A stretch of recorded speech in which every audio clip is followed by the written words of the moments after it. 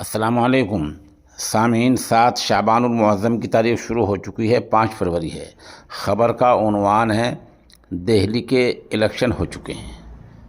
آج ووٹنگ کا عمل مکمل ہو گیا ہے اور پرسوں 8 تاریخ میں 8 انگریزی تاریخ میں آج 5 ہیں، کل 6، 7، 8 فروری کو نتائج سامنے آنے ہیں۔ 8 فروری کو یہ پتہ چل جائے گا کہ سرکار کس پارٹی کی بنتی ہے، آیا بی جے پی کی بنتی ہے یا عام آدمی پارٹی کی بنتی ہے یا سرکار مخلوط ملی جلی بنتی ہے۔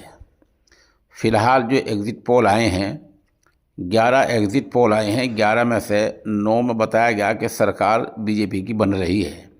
ایک ایجنسی نے عنوان لگایا تختہ پلٹ گیا ہے، ایک نے یہ بھی کہا کہ عام آدمی پارٹی کی سرکار بننے کے امکانات ہیں۔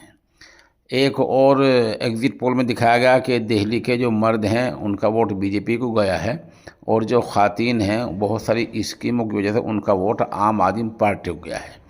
بہرحال یہ سب اندازے ہیں اور صحیح بات یہ ہے کہ لوگوں کے دماغ کو الجھانے کا، دماغ کو خراب کرنے کا، گڑبڑ کرنے کا یہ ایک زبردست ذریعہ ہے ایگزٹ پول۔ صحیح آنکڑا کسی کے پاس نہیں ہے۔